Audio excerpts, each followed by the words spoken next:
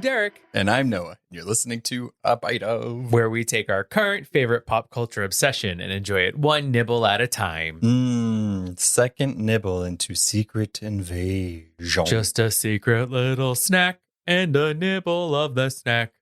Invasion. It's not a snack. It's a meal. It's an appetizer. The first 2 episodes are the appetizer. The second 2 are the main course. The last 2 are the dessert. I would not put the end of a series as a dessert. Because what if it's bad? Ew, then I don't like this dessert. It's terrible. This is sour. I don't want sour. I want sweet. All right. Second episode into Secret Invasion. Quite a few things to talk about. Lots of lies. Lots of revelations and lots of exposition. Yes. There were so many conversations in this episode. So many. Before we get into everything, as always, find us on social media. Anywhere, everywhere. Pick one. What's your favorite? Yeah. You'll find us. Yeah. Subscribe, leave a review. We love to see those reviews. Let's get more. Give us more. Have you not done it yet? Check your podcast app. Do it. In the words of Britney, give me more. Stars. Give me more. Stars. Give me. Stars. Yeah. Nice teamwork. High five. Last but not least, we have a Patreon. We just released our first inaugural episode of Before the MCU with Howard the Duck. And it was quite a journey. Feelings. We had so many feelings. It's a great one to start with. The next one's going to be Punisher. So if that is your thing and you want us here, go way back. Go in there. $1 a month or a free trial. They have free trials now. You can trial us. And then if you want to support us, you can do it for real. That's interesting. Yeah. Wow. They do it. Free trial. So many options. Yeah. So many.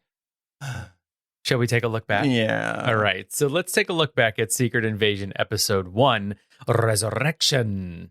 Touching down in a field in Russia, Nick Fury reunites with Maria Hill and Talos as they begin to uncover a terrorist plot by a group of Skrulls.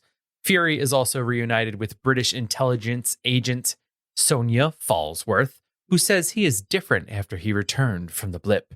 Talos discovers his daughter Gaia is working with the rebel leader Gravik.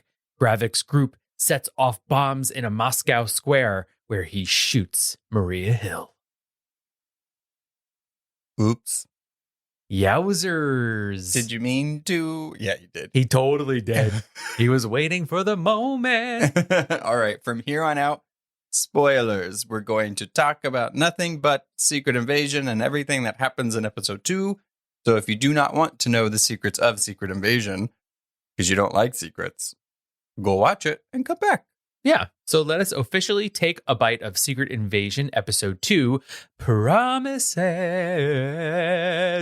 All right. What are your... how do you feel? How do you feel about this episode? Look, I said in the last episode that I get confused and lost very easily when it comes to spy stuff. Oh, come on. Especially when there's so much talking.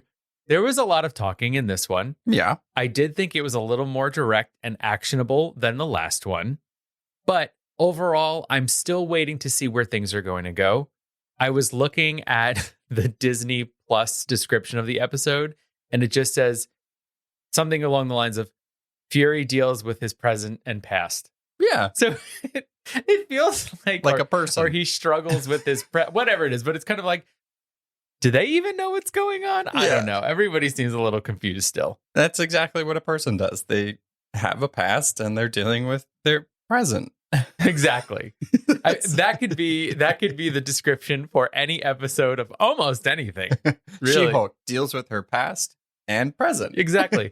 Will and Grace deal with their past and present. Because their past got them to the present. Exactly. So. Right.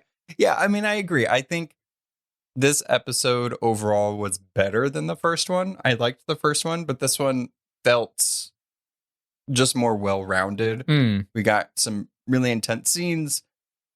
and it explained a lot of stuff, or kind of gave us things that maybe we didn't know we needed the answers to.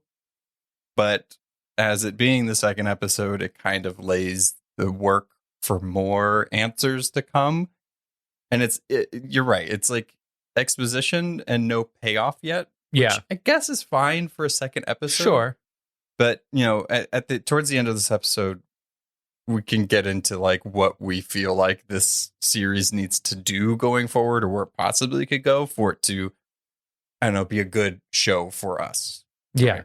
Yeah, I agree. And looking at this episode, and like I said, the last episode ended with presumably the death of Maria Hill. Which, she's dead.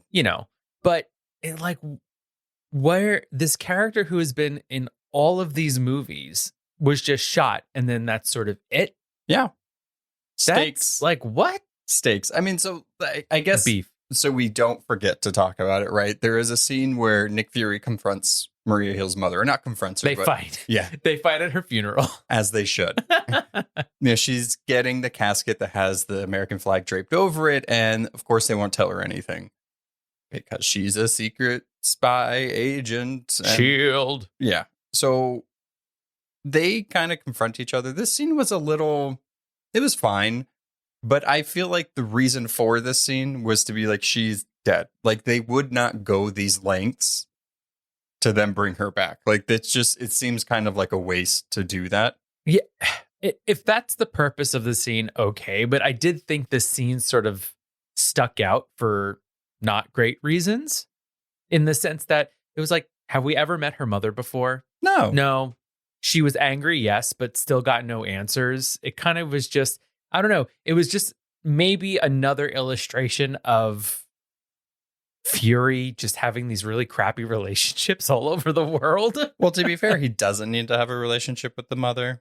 But I think the point of it was literally just be like, oh, you have to confront like your choice as Fury, and putting her in this situation. This is what it's leaving. It was a scene that I think, to tell us like she's definitely dead, they did it right. It's like that's what the scene was for. It was fine. Everyone is furious with him. Mm-hmm. That's the truth. Uh-huh. Also a great pun. Yeah. It really was. Yeah. Mm-hmm. Everybody was pun. Like, I didn't think of that. Nobody's thought to make a pun out of Fury's name at all. First one ever. Timestamp it. It was fine. It's a fine scene. It is what it is. I also didn't know it was her mom until like the scene was almost over. I was like, why are they showing this lady? Like, who's in the casket? Yeah. I literally forgot Maria Hill died. And I don't know if that's a good thing or a bad thing. Look, she was never like a major player, right? She was there. And when she showed up, we were always like, great, Maria Hill is here. But for you to forget that she died, I mean, that's not doing any service to the character, I feel. Don't make it seem like she's forgettable. Don't put those words in my mouth. That's not what I'm saying. I'm saying the show did a piss poor job of making us sad that Maria Hill died. Yeah, it is. It's kind of funny that the emotional, like, oh, they're telling you that she's dead happened in the second episode after the fact. Yeah. It's interesting. But the beginning of this episode, so Promises, starts in 1997, which is 2 years after the events of Captain Marvel. So we got another de-age Samuel L. Jackson / Nick Fury. And I really like it when they get the de-age down, because it looks real and it's kind of terrifying, but it looks great. He and de-age Talos look fly. Yeah. They I look don't think great. Talos was really that de-aged, was he? A little bit. Yeah, they smoothed him out. Tell. Yeah. They smoothed him out. They did the Facetune filter. Yeah. They did a little pinch. You know what I mean? They did a little brush with the fingertip. A little less gray in the hair. Yeah, they also put him in the dark. They knew what they were doing. He was in the darker side of the room. They do age drastically different than us, so that's why I was like, oh, he still kind of looks a little older. It's fine. It is sort of funny, though, that the Skrulls like have to age. You know, they can... It's like, well, I guess if I'm living here for a while, I got to look a little different. Yeah. Right? Yeah. Or they could just move and still be young again. That's true. They can really just change into anybody. Right. So this scene really, it tells us what this episode, the title, means, right? We get introduced to younger Gravik. Vera is a Skrull that brings him in. He lost his parents from the last stand with this Skrull and Kree war. And, you know, I liked this scene because I think we've heard it, right? Like, he made these promises. We've known these promises. He's going to do this thing for them. But for them to show us him saying it to these refugees, these groups of people that have nothing left, and was like, look, we will help you, but you got to help us. And on top of that, you have to look like us to help us. And you have to stay in that skin. And, you know, we'll find a home. Me and Carol Danvers will find you a home. Did not happen. And I don't blame Gravik for being kind of pissed off about that. I think it's a shitty ultimatum, ultimately, because they don't really have a choice. Yeah. Right? For 2 years, they went to go look for a new home. They were really hopeful. Everywhere they went, they were met with war and violence. And so they ended up back on Earth. But it is sort of shitty of Fury to be like, yeah. No, you could stay here, but you have to like sort of work as a soldier and protect the planet and also look like us. What else are they supposed to do? I mean, having a secret army and doing that has 100% worked out in the history of history. It's always paid off. It's always a great idea. 100%. But I do have to say that I think that where we are with Gravik now in present day, he like really took that promise to heart, apparently. Yeah, it's interesting, right? So the Skrulls mature faster. Like, they could look younger, but since how they age, right? They obviously are, let's say they're 40, but they still look like Gravik. So there's a maturity thing that happens. And the interesting thing about knowing that is that Gaia and Gravik, how they kind of look at each other and stuff. So they kind of know the situation. It's not like their mind was so young to where they muddy it when they get older and like, this could have happened. Oh, I've gotten over it. It's like fresh for them, right? So you have to think about like how they kind of remember things or how long ago events were. This dude did hold out longer than I would expect somebody to hold out for, but I don't blame him for being upset. I think the thing with Gravik in this scene of him as a kid, or however old he is, probably a young teenager, we can see that he holds anger close to him. He's not going to let people in willingly. Lost everybody. Even when he speaks of his parents, he says that they died like a dazzling death or something like that. So he takes these things to heart. He holds it close to his chest. And so I think that this resentment that he holds against the situation he's in, and then, you know, Fury, who sort of represents it in a way, that's been boiling inside him and has finally bubbled over. And he wants to act on someone breaking their promise. Yeah. I want to know in this conversation that Talos and Fury have with this group of people, or group of Skrulls, he talks about how, like, you know, there's a serious threat facing Earth. And what threat was happening in 1997? I'm curious about that aspect. Y2K was coming hot down the trail. That's a good 3 years. You know what? That's probably it. The computers are going to go against us. Or he's probably just like, look, you guys exist. Something else exists. We need help. Like, we need to know. And so maybe that's also part of it, right? There is quite a span of time that we're not aware of where maybe they did help defend the Earth. Oh, well, they 100% you know, did, and right? they didn't get what was promised to them. Yeah. This episode does have an interesting kind of bomb that's thrown into just how the MCU is and what's there and everything. And the scene with Talos and Nick Fury on the train, which I thought was a good scene. I liked the two scenes where Nick Fury was with the singular character and they're talking. So we have the Rhodey scene and the Talos scene. And I liked how they mirrored each other. And this one in particular, Talos, so Nick Fury plays the, like, tell me something I didn't know game that he used to play with his mom in the segregated train.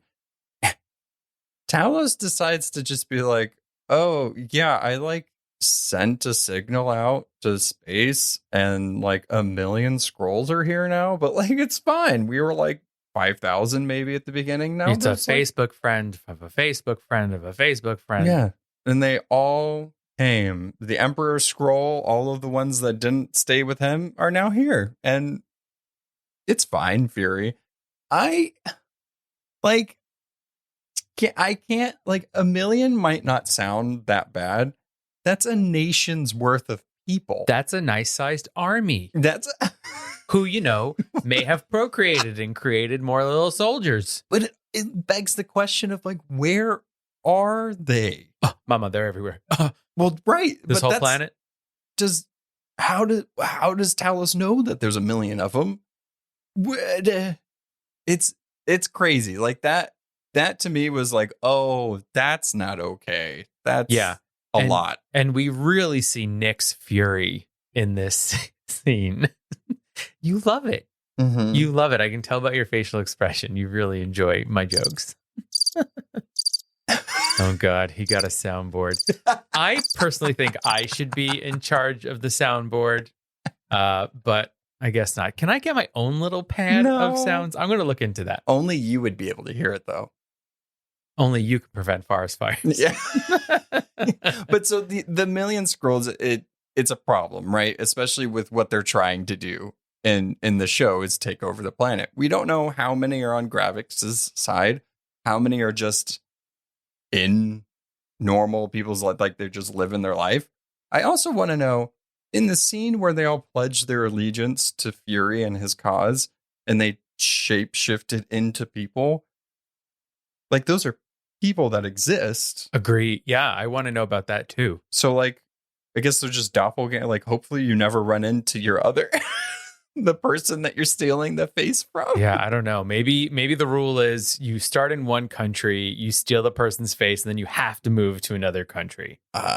Probably. I mean, that would be smart, right? It's like go to another country where this person would definitely never be. That would be the smart thing. Yeah. But a million of them, no social media for you guys. I also, well, yeah. How do you get a job? I don't know.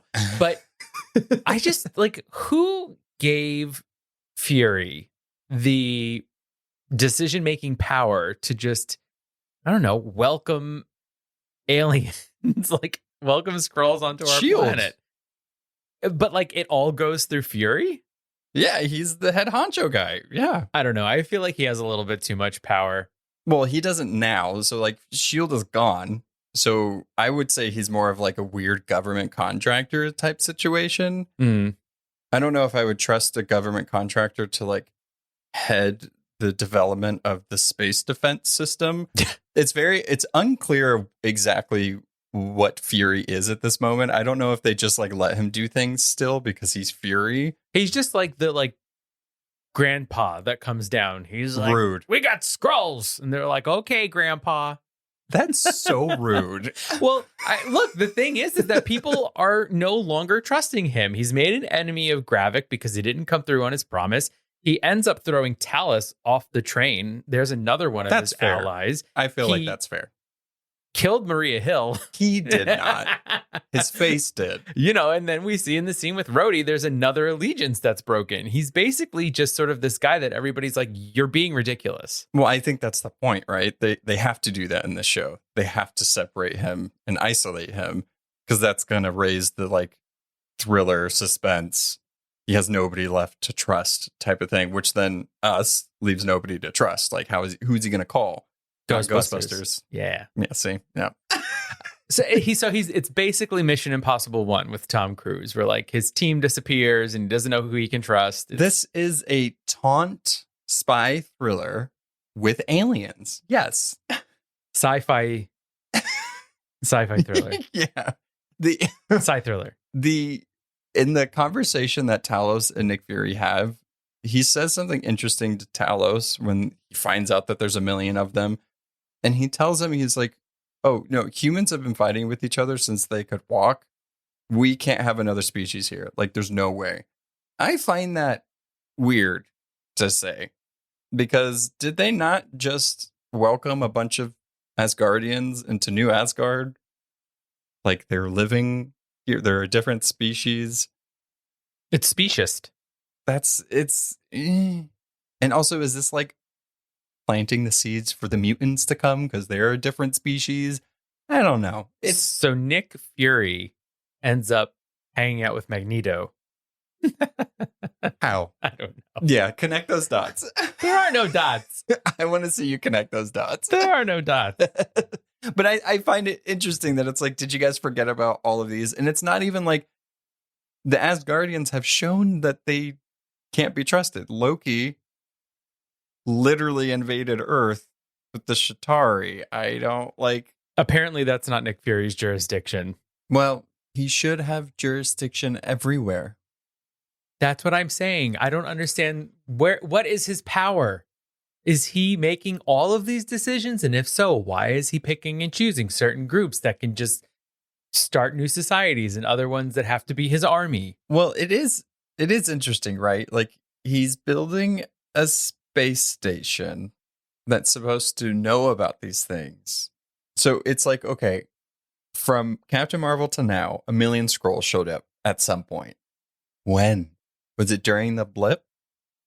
Possibly. So does that mean that there's like 1 million other Skrulls somewhere else, the other half that got blipped, that are now going to come and also enjoy their time on Earth? There's only 2 million left, and half of them are here. Maybe they should just live on a ship.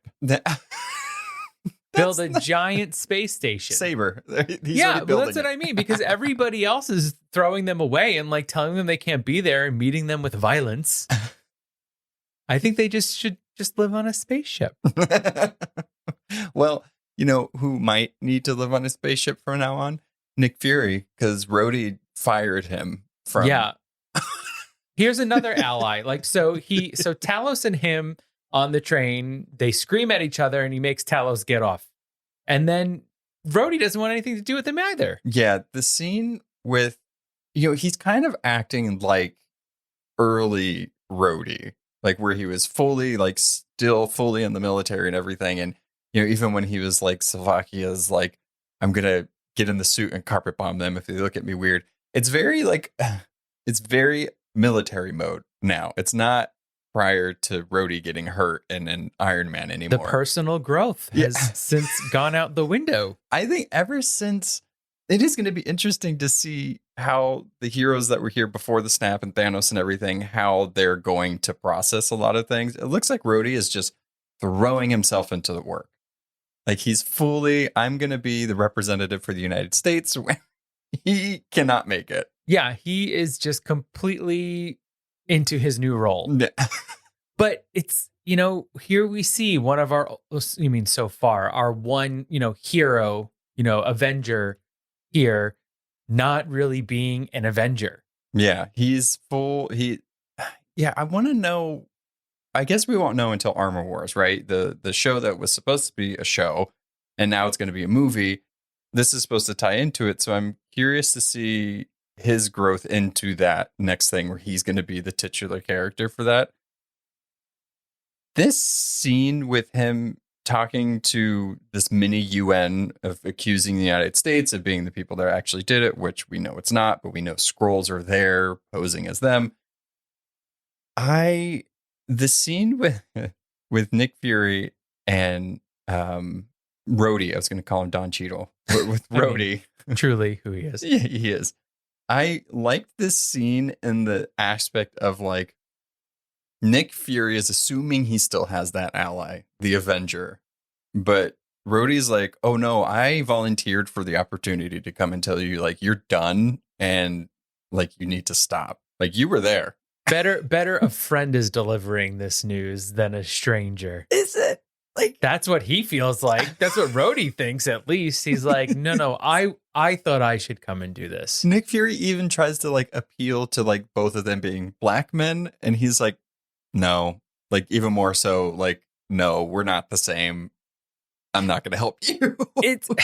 It's really bizarre seeing that they obviously have a history together, and Rhodey just being like, well, you were there, so we have to get rid of you. Like, he's not sticking up for him in any way. He's not trying to figure out what's really going on.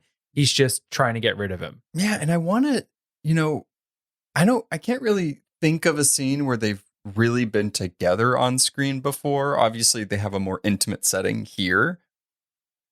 And I believe Rhodey hung up the phone during like whenever the Sokovia Accords were happening, everything. At first he was going to be on one side and then he like came to and was not. So I'm curious where this like kind of off-puttedness is to like that whole Avengers thing.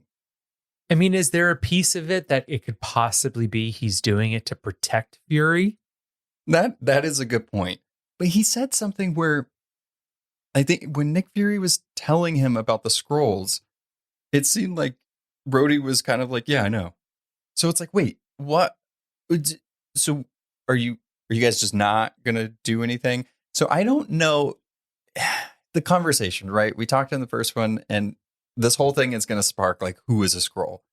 I don't know if after this, I don't believe he's a Skrull or do believe he's a Skrull. It's hard to tell. Like it's like, oh, that is Rhodey, but also he could be acting to protect Nick Fury. I don't know. There's too many bodyguards around him. I feel like one of them is definitely a Skrull.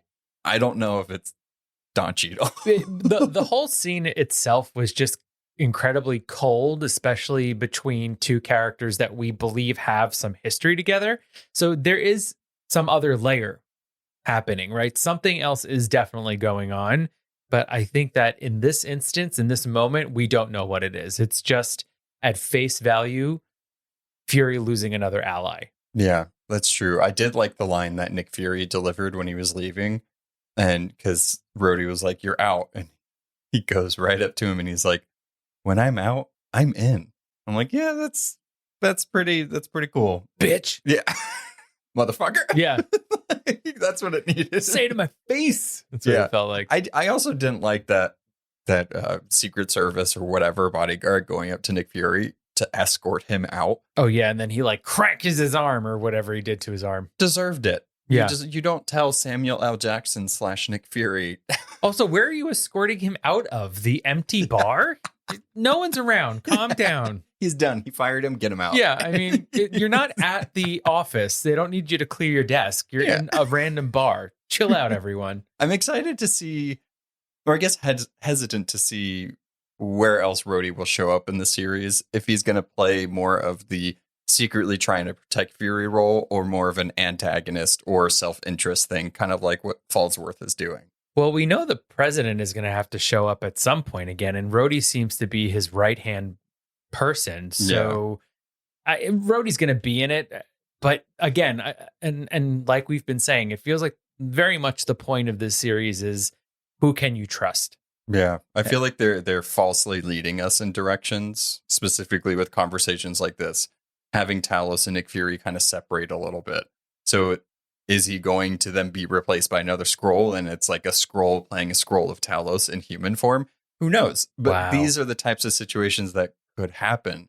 And that's what's terrifying about the Skrulls, right? It's like, it could be Rhodey this whole time. But then on his way back to the United States, he could get replaced by a Skrull, and we wouldn't know until the reveal. So that's kind of what I'm enjoying about this series, but I don't like it when they play games with us. Yeah. We're just little toys. We're pawns. I get there could be a shot, right, of all of those mind flayer things that they have in Moscow and us seeing who actually is stuck in that. So we will know. That's what I'm waiting for. Right? I feel like that's going to be the type of scene that we see for this like earth shattering. They've been a Skrull or they're a Skrull now. You know, I think we're going to be like, oh my God, it's Maria. Oh my God, it's Rhodey. Oh my God, it's whoever. We're going to be so surprised. I think the whole conversation of like who could be a Skrull before the super Skrull stuff is being done now, right? It's in this episode. We're really seeing that they're advancing that type of advancement for their army and their cause. So if we were to say, oh, this person's been a Skrull prior to this for it to be like earth shattering or whatever, because that's what apparently we were promised, I think it narrows it down to people that don't have powers, because the Skrulls can't mimic the powers. So it would have to be somebody that doesn't. And that kind of wipes a lot of people off the board, because most of the people that don't have powers are kind of dead. Sure. But it's pretty much the entire cast of this show. Yeah. So Gaia, Skrull, we know. Well, that one we got. Win. Yeah. But so check one for that. But I mean, everybody else is pretty much fair game.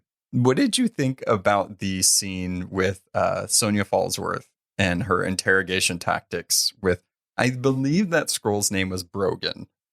Could be wrong, Brogan. but I'm pretty sure it was Brogan, the guy that was the American. Yes, I'm going, why does he keep saying that? What defense is that, especially in Russia? I don't think that's going to help you in any way. You know why? Why? Because he's telling the Russians that it was America that did it. Oh. That's why he kept saying it. Right, because they're plotting different groups from all over the world. Okay, got it. That's that spy espionage stuff. This is, that Gravik. He knows what he's doing. But that scene was, I loved how composed she was as she was like, cutting his finger off. Oh my God. The swiftness and like nonchalantness and how fast she pruned his finger off. I was like, one, you're strong. This isn't her first time. She's pruned many a finger. Yes. First, and anytime any spy movie or show ends up at a butcher shop, it's never gonna be good. Those are all the people that they interrogated before. Those ain't pigs. Those are humans. Watch out what you're eating. It was cool to see, like, when she pruned his finger off, she was still holding it and it turned back into a Skrull finger. Yeah, and then she ate it. No. She's like, get me a sausage. And she said, a little treat. Delicious. But I like how that's how she decided that it was a Skrull. She's like, oh, well, that's solved now, isn't it? Olivia Colman is killing it as this character. I love how you can't really, it's almost like that Umbridge status. Yes, it's almost Umbridgian. Yeah. Where it's like, she's terrifying, but I like her character and she's driving the plot in a direction I like. It's that proper English woman in a tweed suit who is doing despicable things, but with a smile on her face. Yeah, she loves it. Injects him with pretty much like liquid lava. Oh my God, blood boiling solution. So now she knows that there is some type of advancement to do Super Skrulls or experimentation or whatever, or at least a direction. I feel like the series from here on out is really going to be about stopping the Skrulls from getting that ability. But why is no one working together? Because it's all self-interest and humans suck. That's yeah, pretty much. This scene, though, I did like that we got more Gravik and we got to actually see him not just press a button and kill like 2,000 innocent civilians, but like show that, oh, he's skilled in hand-to-hand combat. He lifted a guy up and put him on a meat hook. Again, those were past people. I did not like that part either. It was very terrible. It was jarring. This whole scene was jarring because, we got so much exposition. There hasn't been, this is really the only action set piece in the entire episode. And it was good. I thought the choreography was good. The like very clean going into a room, taking out the people in there, but then also having it with that like kind of shocking gory factor. It's just great. I love that type of thing because it's just so different from like, the political, mystery behind the whole thing. It's like, these people can actually like go toe to toe with each other. And that's part of the thing with Gravik, though, right? Is that we have now seen that he is sort of a master manipulator. He is physically fit, and he is also like the lead of this like Skrull council that exists. That scene, perfect. I loved it. It's just like, I thought it was like a really cool scene. One of the best ones that we've gotten in like most of the Disney Plus shows. I know that might sound weird, but I just loved the like younger guy coming into like this fold and being like, I've already infiltrated this whole thing. Just give me the power. This like unchecked and balanced general for the entire Skrull army, essentially. It's just not good. And it's like, and he's dealing with Skrulls that are like the prime minister of the UK, the head of NATO, like these Skrulls that have really risen to human power, and he still has the hold on them. What's interesting is that, so this was the council that Talos was a part of. So that was like, were they already those people? Like, in those positions of power, right? So it's like, did they replace the people and now they're Skrulls, or were they Skrulls and rose to the ranks? Right. I guess in my mind, they were Skrulls who rose to the ranks, but I think you're right. They probably just took over people who were in power. Right? That's what the crazy thing about this. And I kind of like that the Skrulls arrived 30 years ago, because then it makes sense, at least for Talos' side, to have some deniability that like, oh no, they've been Skrulls this whole time. Like they're faking it, but yeah, it's the prime minister. They've been a Skrull this whole time. Yeah. Yeah. We're already helping to lead this world. Chill out, Nick. But this really spells disaster for the rest of the thing, because most of them, except for one person, which I'm not too sure her role, they didn't really say. So surprised that he didn't kill her. Yet. I mean, true.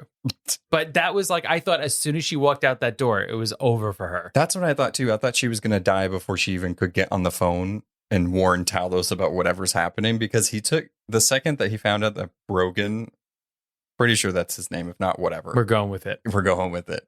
Killed him the second he found out, he let any information slip. So it is interesting that he decided not to kill her. Maybe because she's in a position of power and he still needs her there, even if she doesn't necessarily agree with what they're doing. Get another Skrull. Make it be her. Oh, yeah. I mean, this shape-shifting, it really leaves so many options open. Maybe, okay. So maybe he knew that she would reach out to Talos.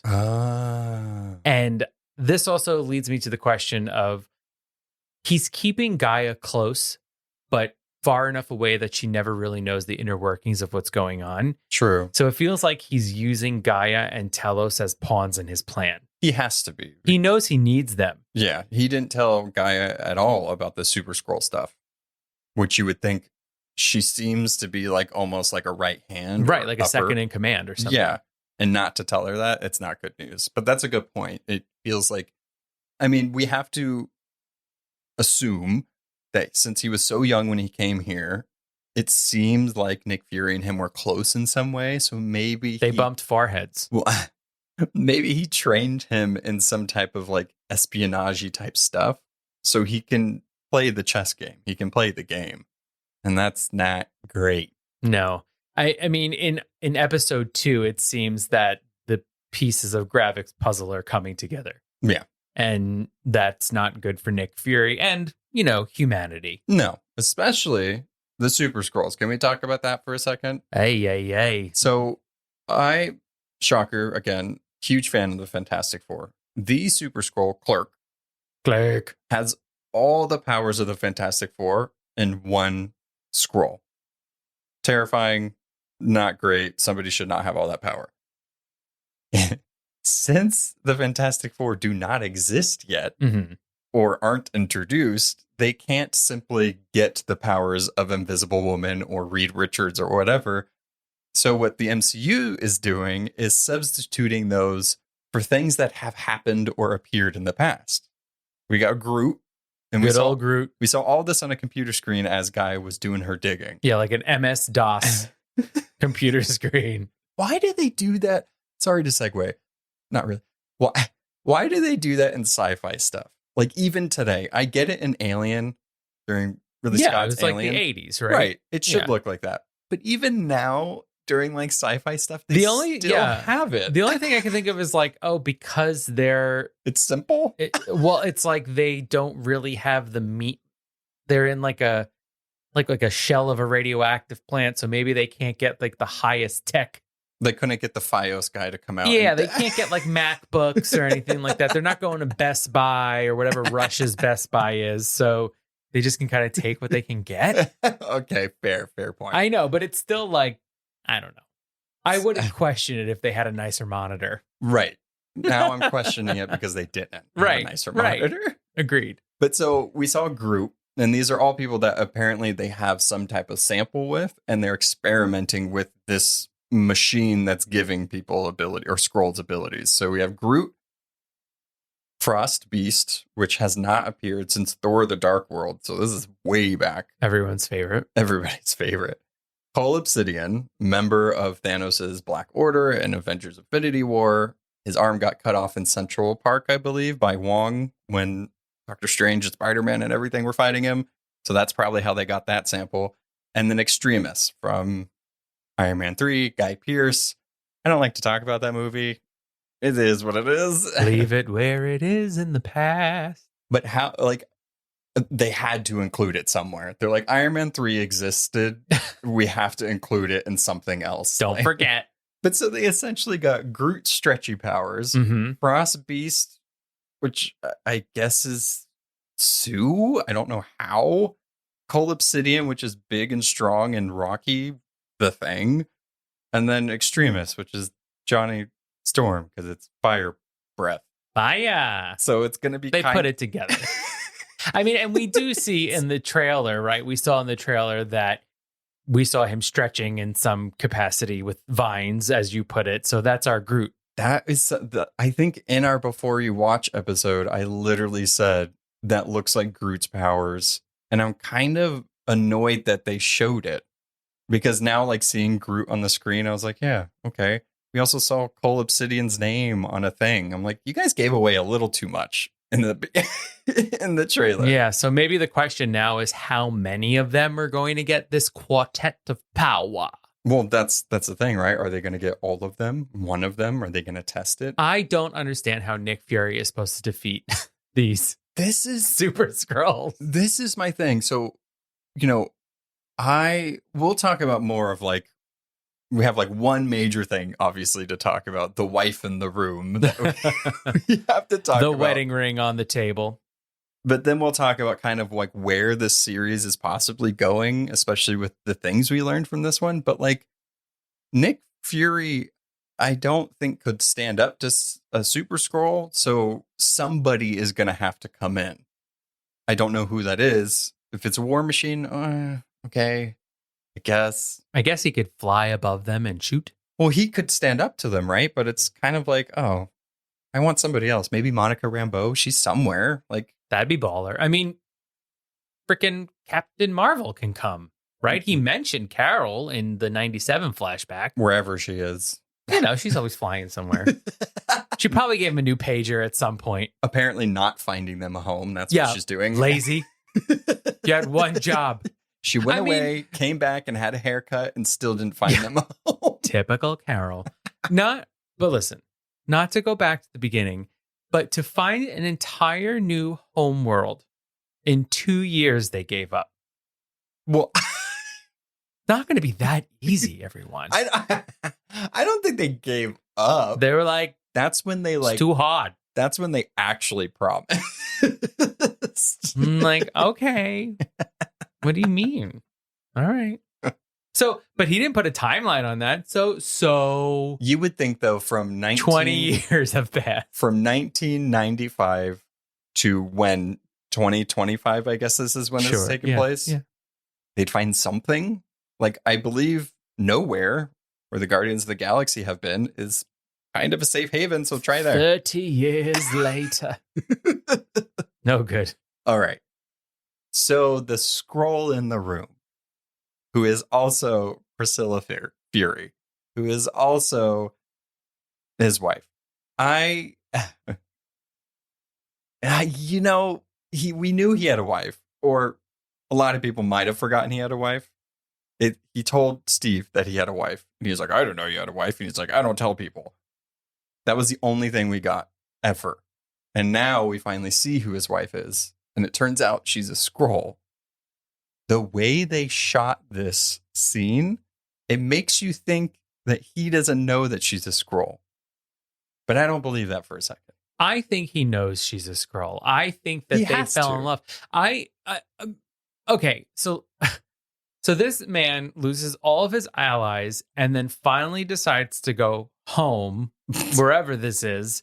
And she's like just making dinner. And she's like, welcome back. Put your ring on. Yeah, they must have communicated from the ship. I don't understand this relationship at all. Well, so what I think had happened, right, is this Skrull looks very much like Vera from the beginning. And I believe it's the same person. The thing that makes it confusing, and I feel like the creators of the show are messing with us is they purposefully omitted who plays Vera out. Right. So in case, because since she plays both of them, if people found out, they'd be like, oh, his wife is a Skrull. It would have gotten out before this.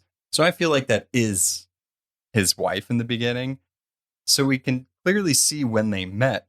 The weird thing, though, and I don't know if you caught this, on her hand, it looks like there's some type of ring back in 1997. So either he very quickly wooed her, or she was already with somebody and he wooed her after that. But I'm assuming that's when they met, is when they were working together then. Maybe they met in 95. Right. Had a 2-year romance. And gave her a ring. And got married. Because the way that she talks to him in the 97 scene, there is familiarity there. There's trust there. She's coming to him saying, there's this young boy here. So there's something between them. It's not just this random Skrull that's there. They obviously have a working relationship. Right, kids? Exactly. They obviously have a working relationship. And maybe there's something to be said of, because she's with Nick Fury, she had to create a new identity, and that new identity was Priscilla. That would make sense, right? And that's probably why he doesn't wear a ring when he's out, because heaven forbid any of his enemies, Hydra or whatever, found out that he was married. Right. They go directly after her. And is there anything to say that Skrulls don't have to look exactly like one specific person? No, they can change. Right. But my thing is she could possibly have just made a new identity and taken what this person's eyes look like and what this person's hair looks like. I see. Do you know what I mean? Like, do they have to be a whole person, or can they pick and choose what their features look like? I don't know. In the comics, I don't think that's ever happened. I obviously could be wrong, because comics are infinite at this point. But I believe they copy a whole person.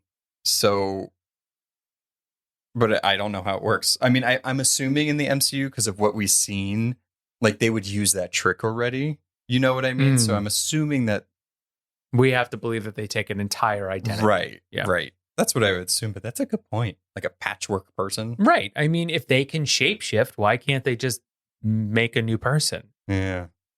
I don't know. Hello? But I mean, regardless of the theories of, the science of shapeshifting, he has a wife that we never knew about, and they have a beautiful home together. Yeah. And she's just patiently been waiting for him. Yeah. I would. Is it a safe house? Because he's still in Russia, right? No, he went to London to meet Rhodey. Right. And then he left. Drove somewhere. So we don't know. I don't think we know at this point. But it's somewhere maybe in Europe. London. London. Right outside of London. But I mean, hey, that's cool that he's married, and I love that for him. And it's a Skrull of all things. And hey, he did tell Talos that he's seen better looking Skrulls, and apparently he married one. I don't understand their relationship. I need a flashback episode. You want how they met and everything. Yeah. I feel like since they're introducing his wife now, I don't think that's good. She's gonna die. Rip. I mean, I could be wrong, and I hope I'm wrong. But typically in these types of situations, and usually, like the James Bond types and the spies, the Ethans, Mission Impossible, they don't typically, their partner doesn't make it. Yeah, that's what I was trying to get to. She's already a super Skrull, and she is the secret weapon. Oh, sorry, Nick Fury. I mean, he needs help. All right. He needs some help. He has Priscilla. That's it. So how this show, I think it's set up quite a bit, but still it has so much more to go. I am curious to see what the end goal of this is. Obviously, it's to stop the invasion, stop Gravik. Who is going to help Fury in that? I'm not too sure. I know Talos. Everybody knows Talos is going to help him. We've seen scenes of that happening. But is Falsworth going to join his ranks? Is Rhodey going to join his ranks? I feel like Gaia's going to come around at some point. And that's the curious thing. That's the thing I'm curious about. So if he does get powers, which we know he does, who's going to fight him? And I hope it's not Gaia. She gonna die, yeah. Daya. Yeah. You know she's gonna die. But then, you could probably guess that maybe two Skrulls are going to fight each other that have some type of power or something. I don't know. But I just hope it doesn't turn into like another CGI fight at the end with like Groot vines everywhere. Right. It's like, it would be better if they brought Monica in and had her, because then it would tie directly into the Marvels with her working with Fury. Right. That's kind of where I'm hoping it goes. Yeah. I'm almost wondering if these 6 episodes are just an introduction to the Secret Invasion.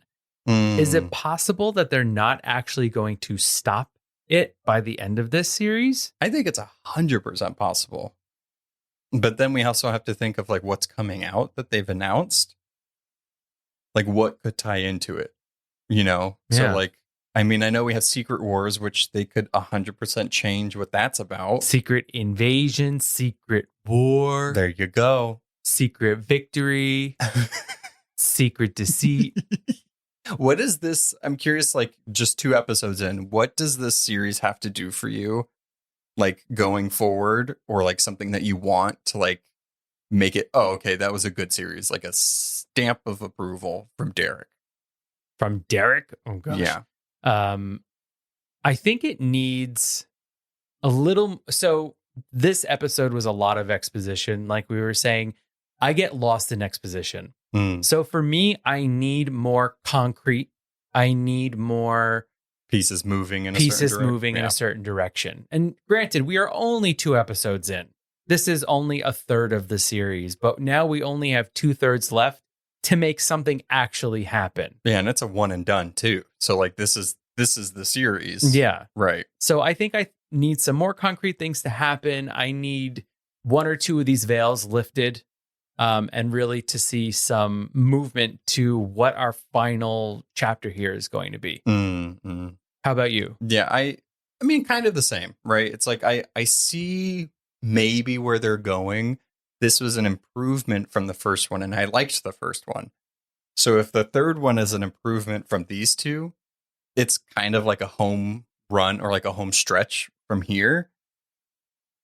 I hope that they give Nick Fury and Samuel Jackson a good story in the end. Like right now, I'm kind of like, it's fine. I feel like the acting is a little wobbly. There's some fantastic scenes and fantastic performances. I want a little more of that. I want to know more about Fury and what's really driving him to do a lot of this stuff and to go against, doing what he's supposed to be doing. I agree with that. I think Fury as our main character hasn't been leading the action a lot. In fact, he's kind of just been getting thrown into vans and thrown into rooms and being talked at by people. Yeah. So I need him to pick up the mantle of this series. I feel like, some of that might have been intentional, which we won't know until like a Christopher Nolan-esque thing of like this whole time he's been like gaming to get to this thing or whatever. Yeah, I agree. It's kind of like the things are happening around him and he's more reacting to them, which isn't terrible, but I want just a little tiny bit more of Nick moving Fury. those pieces. And I think, what? Nick's Fury. Yeah, no. But also, yes, because I think even in the trailer, it had the title cards of like, no, whatever, only Fury. And it's like, give me the Fury. Where's the burn? Where's the fire? Where's the Fury? We're waiting. Not until the Super Skrull comes with extremist powers. Maybe he gets thrown into the machine and then also gets Super Skrull powers. God. Super Fury powers. That's fine. I'm down with that. De-ages him. Yes, his eye heals. It's like American Horror Story Coven when she was blind, and then the last episode she was fine by the end. That was the one thing in the whole thing I did not like in that show. I was like, really? Like, why make her blind in the first place? And now she's like, I'm fine again. Yeah. All right. Balenciaga. Nick Fury has to have his Balenciaga moment. At the stake. At the stake. Yes. Oh my God. All right. So excited for 3. We're halfway through. This is like so far like a B- for me. I want it to be a little more. I want that spy espionage, like hardcore stuff. Yeah, I think unfortunately for my grade of it, these types of shows aren't my favorite types. So I'm giving it like a C plus. That's fine. It's still passing. Yeah, it's like a 75. 78-ish. I think you only need like a 65 to pass. So. Depends on the school. Depends on the school. It's a pass or fail class here. Pure F, man. All right. So till next week. Ooh, secrets. Thanks for listening to A Bite of. Artwork and editing by our own Noah. Be sure to follow us on Instagram and Twitter at A Bite of Pod, and on Facebook at A Bite of. If you have any questions, recommendations, or just want to say hi, you can contact us on abiteofpod.com. Please be sure to subscribe, rate, and review to spread the word. See you next time on A Bite of. Bye.